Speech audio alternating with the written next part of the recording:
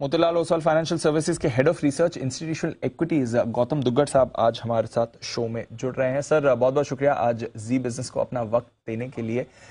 जबरदस्त move I है बाजार में सर, पिछले 8 दिनों से तो हम पॉजिटिव एक्शन देख ही रहे हैं, बट अदरवाइज ऑल्सो ये पूरा साल ही हमने देखा कि almost at every step global markets other EM markets से हम अच्छे ही रहे हैं और अब तो ऑफ कोर्स फ्रेश लाइफ हाइस पर भी बैठे हैं। क्या सेंस लग रहा है सर, ये मोमेंटम कंटिन्यू रहना चाहिए आउट परफॉर्मेंस का, यहां से और ऊपर जाने का आपकी क्या राय है?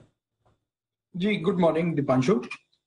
देखिए ये साल जैसे आपने कहा बहुत ही अच्छा रहा है इंडिया के लिए, क्योंकि बाहर के जो बाजार है आर्थिक ग्लोबल रिसेशन के चपेट में आए हुए हैं, स्पेशली यूएस और यूरोप।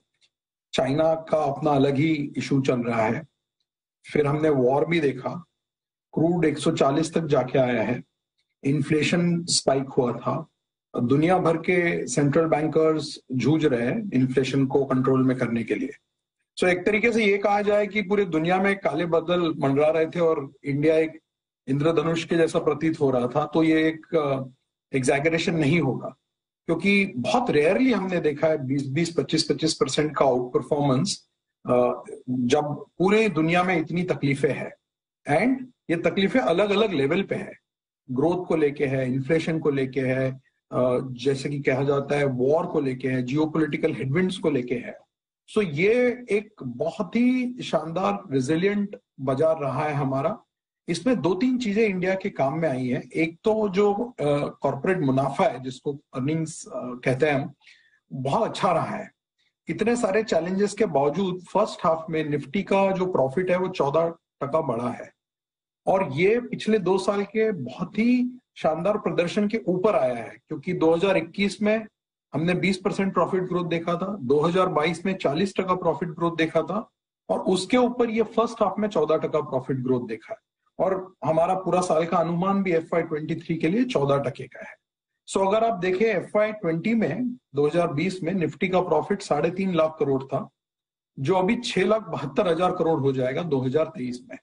तो करीबन 85-90% का ये ग्रोथ है और इंडियन बाजार ने भी लगभग उतना ही रिटर्न दिया है अगर आप जनवरी 2020 से देखते हैं तो। सो पूरे कंसर्न्स के बावजूद बाजार ने कॉर्पोरेट अर्निंग्स को फॉलो किया है और वही हम पिछले कई सालों से देखते आ रहे हैं। 2010 से 20 बहुत सारी चीजें हुई है, बट कॉर्पोरेट अर्निंग्स एकदम ही क्या जैसे कि फीके थे। 6.5% CAGR हमने देखा था निफ्टी में प्रॉफिट ग्रोथ का और निफ्टी का रिटर्न भी केवल 8.5% था वो 10 साल में। तो 2010 से 23 तक बाजार ने रफली कॉर्पोरेट अर्निंग्स को रिस्पेक्ट किया है। जितना आपका अर्निंग्स ग्रोथ आया है लगभग उतना ही ±1-2% के रेंज में बाजार ने रिटर्न दिया है। बीच बीच में काफी उतार चढ़ाव आए हैं, इवेंट्स को लेके, ग्लोबल कंसर्न्स को लेके, पॉलिटिक्स को लेके, बट थोड़ा लंबे अवधि में अगर आप देखते हैं तो बाजार ने कॉर्पोरेट अर्निंग्स को रिस्पेक्ट किया है और हमें लगता है कि आगे भी यही होगा। हमने काफी री-रेटिंग ऑलरेडी देख चुके हैं।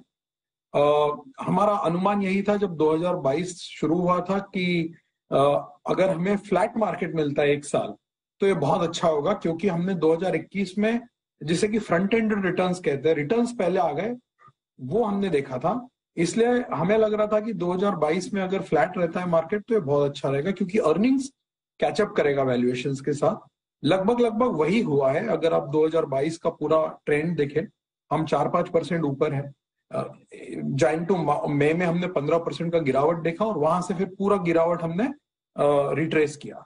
तो फ्लैटिश ही कहा जाएगा, बट बिकॉज बाकी सारे मार्केट्स 15-25% डाउन है तो हम लोग एक अलग से स्टैंड आउट होके उभर आए हैं और अभी हमारा वैल्यूएशन भी काफी फेयर है। 20-20.5 time 1 year forward Nifty trade कर रहा है, जो कि ना बहुत ज्यादा सस्ता है ना बहुत ज्यादा महंगा है। सो ऐसे वैल्यूएशंस पे, अर्निंग्स पे ध्यान रखना बहुत जरूरी होता है, क्योंकि जहां वैल्यूएशंस बहुत ज्यादा ग्रोथ फैक्टर इन कर रहे हैं, हो सकता है वहां पे मार्जिन ऑफ सेफ्टी ना हो इन्वेस्टर्स के लिए। ओके, तो शायद उतनी मार्जिन ऑफ सेफ्टी नहीं रहती, बट अदरवाइज अर्निंग्स कैचअप ठीक है, अर्निंग्स ग्रोथ भी ठीक दिख रही है सर। इस साल बैंक्स की तरफ से अच्छा मोमेंटम रहा है। पीएसयू बैंक्स में तो हम बढ़िया रिवाइवल देख रहे हैं, 50% की रैली पीएसयू बैंक इंडेक्स में रही है। बैंक्स का ये मोमेंटम अब कंटिन्यू रहेगा सर? क्रेडिट ग्रोथ साइकिल कैसा दिखेगा और रेट हाइक साइकिल के बीच बैंक्स की परफॉर्मेंस कैसी रहेगी?